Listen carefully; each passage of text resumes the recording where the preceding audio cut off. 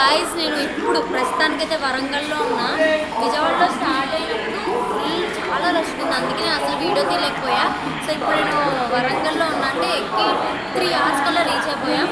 So రేపు 6:40కి morning మేము నాగ్పూర్లో reach అయిపోతాం అనమాట. అప్పుడు ఇస్కాన్ టెంపుల్కి వెళ్తాం. ట్రైన్ వెళ్ళిపోద్ది అనుకుంటాం. సో ఇస్కాన్ టెంపుల్కి వెళ్తాం. ఓకేనా, bye, good night. Hey guys, ISKCON టెంపుల్కి వెళ్దామా? మెట్రో కోసం వెయిటింగ్ గాయస్, రాగానే వెళ్ళిపోదాం.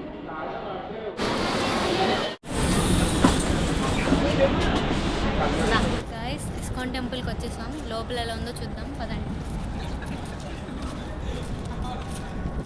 గాయస్ మనం ఇప్పుడు మహారాష్ట్రలో ఉన్న అందమైన నాగ్పూర్ ఇస్కాన్ టెంపుల్ గురించి తెలుసుకుందాం. నాగ్పూర్లో ఉన్న ఈ ఇస్కాన్ టెంపుల్ శ్రీ శ్రీ రాధాకృష్ణకి అర్పితమైన ఒక చాలా అందమైన మరియు పవిత్రమైన ఆలయం. ఇస్కాన్ అంటే international society for Krishna consciousness. ఈ సంస్థని శ్రీల ప్రభుపాద గారు ఎస్టాబ్లిష్ చేశారు.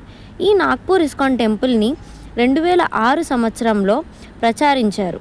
ఈ టెంపుల్ యొక్క మెయిన్ ఎయిమ్ ఏంటంటే ప్రపంచవ్యాప్తంగా కృష్ణ భక్తి మరియు భగవద్గీత సందేశాన్ని ప్రచారించడం.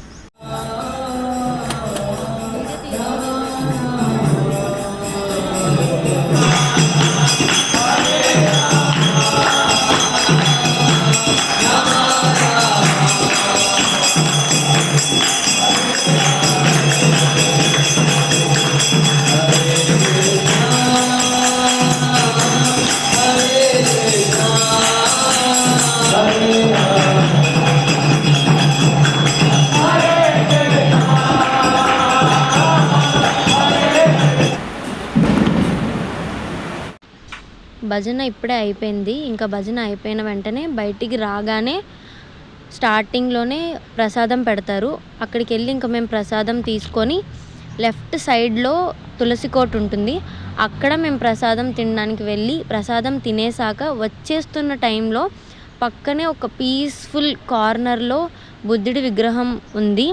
అక్కడికి వెళ్ళి మేము ఇంకా బుద్ధుడి విగ్రహం ఏంటి అని చెప్పి చూసాము. ఈ ప్లేస్ని టెంపుల్ డెవలప్మెంట్ సమయంలో క్రియేట్ చేశారు. విజిటర్స్కి మనశ్శాంతి మరియు కామ్ ఎన్విరాన్మెంట్ ఇవ్వడం కోసం డిజైన్ చేశారు. ఈ బుద్ధుడి విగ్రహం శాంతి, సైలెన్స్ మరియు ధ్యానంని రిప్రజెంట్ చేస్తుంది. ఇస్కాన్ మెయిన్గా శ్రీకృష్ణ భక్తి మీద ఫోకస్ చేస్తుంది, కానీ ఇలాంటి పీస్ఫుల్ కార్నర్స్ వల్ల అక్కడికి వచ్చిన వాళ్ళకి రిలాక్సేషన్ మరియు ఇన్నర్ పీస్ అనుభవించడానికి అవకాశం ఉంటుంది.